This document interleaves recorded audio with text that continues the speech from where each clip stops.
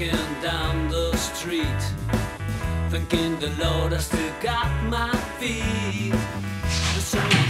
Bonjour, je suis Damien Vieilleville, architecte urbaniste. Je travaille sur les questions liées à l'écologie urbaine et de manière plus générale à l'intégration du vivant dans la ville. Donc nous avons fait une proposition à Montpellier qui consistait à travailler sur la renaturation du Lez. Le Lez, c'est un fleuve côtier que nous avons sur la ville qui fait 30 km et qui traverse Montpellier. Et quand il traverse Montpellier, dans sa partie centrale, en fait, il est entièrement bétonné. Et pour moi, en tant qu'architecte, urbaniste et puis écologiste, je trouve que c'est un non-sens et qu'il y a vraiment un enjeu et un questionnement à apporter sur sa renaturation. Et c'est pourquoi j'ai essayé d'apporter ce projet, cette proposition de renaturation du Lez dans sa partie centrale sur un transect qui fait environ 1 km de long pour une superficie d'environ 10 hectares. Donc le projet, il est assez simple finalement. L'idée, c'est de restructurer entièrement ce transect du Lez, notamment, on le voit là ici, sur ces berges qui sont entièrement bétonnées. Donc le travail consiste à les renaturer, c'est-à-dire à démolir les parties qui sont bétonnées pour les remplacer par des berges végétalisées qui se rapprochent de ce qu'on peut avoir d'ailleurs à d'autres endroits sur le Lez, c'est-à-dire une ripisylve, c'est-à-dire une forêt, en fait une végétation qui court le long du cours d'eau. Et cette renaturation, elle a plusieurs objectifs. D'une partie, déjà, elle va travailler sur une nouvelle biodiversité, c'est-à-dire une nouvelle flore qui appelle aussi une nouvelle faune, des habitats et donc une biodiversité en ville qui est largement accrue. Cette biodiversité, elle participe de ce qu'on appelle la connectivité écologique ou les trames écologiques, et là en l'occurrence les trames écologiques urbaines. Trames écologiques, ici nous avons la trame verte, donc qui est la trame de la végétation, de la connectivité écologique de la végétation, et la trame bleue, qui est celle, bien sûr, du Lez, donc du cours d'eau. Le Lez peut constituer cette trame écologique, cette grande trame écologique à l'échelle de la métropole. Le souci, c'est qu'il est extrêmement fragmenté.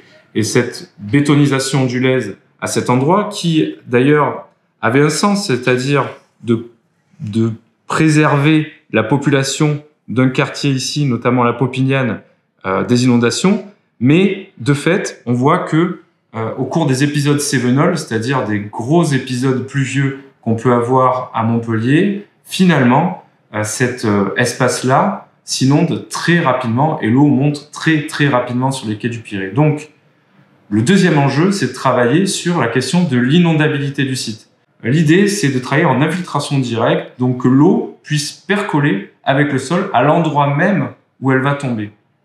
Un sol éponge, de manière un petit peu imagée, effectivement, un sol un peu éponge. Alors un troisième enjeu qui est assez important, c'est aussi de donner un grand espace, un grand parc aux Montpelliérains et aux habitants de la métropole en plein cœur de la ville de Montpellier. Donc de travailler sur ce qu'on appelle les aménités. Ce parc, il aurait une superficie de 10 hectares, ce qui est énorme à cet emplacement-là. Ça permettrait aux Montpelliérains d'être en contact direct avec l'eau à travers peut-être même des activités qui pourraient se passer sur l'eau, notamment peut-être, je sais pas, des balades en barque, comme il y a pu avoir avant sur des photos d'époque. On en voit, on n'en a plus. C'est un peu dommage. Je pense qu'on pourrait les restaurer. On pourrait avoir tout type d'activités, même qui pourraient se passer juste à côté de l'eau, notamment le fait d'aller sur une plage un soir d'été et de profiter justement de cette fraîcheur. Et donc j'en viens maintenant au quatrième point qui est celui assez important de la question du climat. C'est-à-dire qu'effectivement nous sommes dans un contexte de réchauffement climatique et dans les villes nous avons l'effet d'îlot de chaleur urbain qui est à prendre en compte et donc le Lez a une capacité à rafraîchir l'espace, à rafraîchir même peut-être le quartier qui est autour de lui. À l'heure actuelle, ce qui est un peu dommage, vous voyez, c'est que quand on regarde par exemple cette photo, on voit que les quais sont en béton et finalement cette eau qui pourrait rafraîchir, elle ne fait quasiment que réchauffer le béton qu'il y a autour ou les enrobés bitumineux. L'idée, au contraire, que je défends, c'est que en travaillant sur de la végétation, on favorise ce qu'on appelle l'évapotranspiration. Et cette évapotranspiration, elle va nous permettre à terme de rafraîchir l'air ambiant. Et donc, au lieu de faire un îlot de chaleur urbain, on va faire un îlot de fraîcheur urbain. Et donc, on peut très bien imaginer les gens qui n'ont pas tous des jardins, notamment à Antigone d'ailleurs, venir au Lèze et bénéficier de cette fraîcheur le soir, l'été, et d'une manière plus générale, profiter des abords du Lèze en toute saison.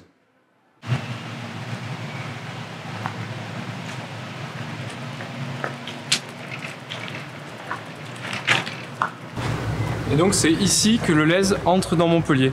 Et d'ailleurs, on peut voir le gradient d'urbanisation à travers l'infrastructure, mais aussi les déchets qu'on peut avoir sur les berges. Tu vois, regarde, c'est une espèce endémique de tortue, c'est la cistude d'Europe. Et il y en a quand même pas mal sur le Lèze.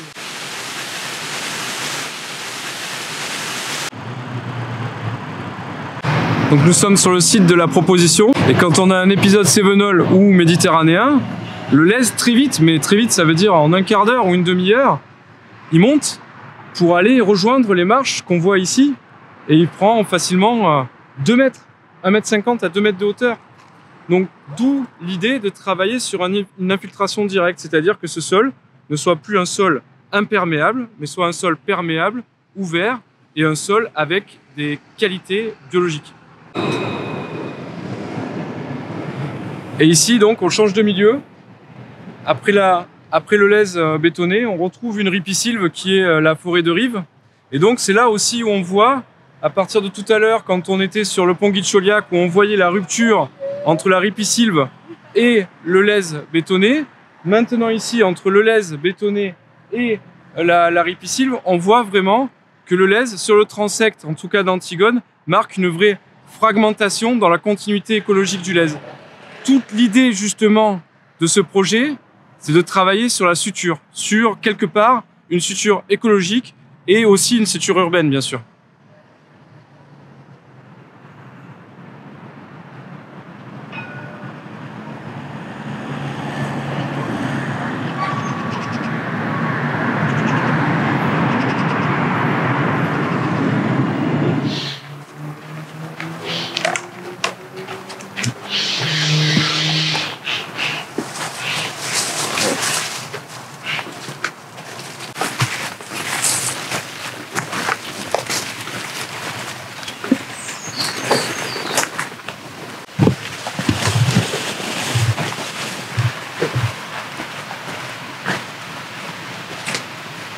Voilà.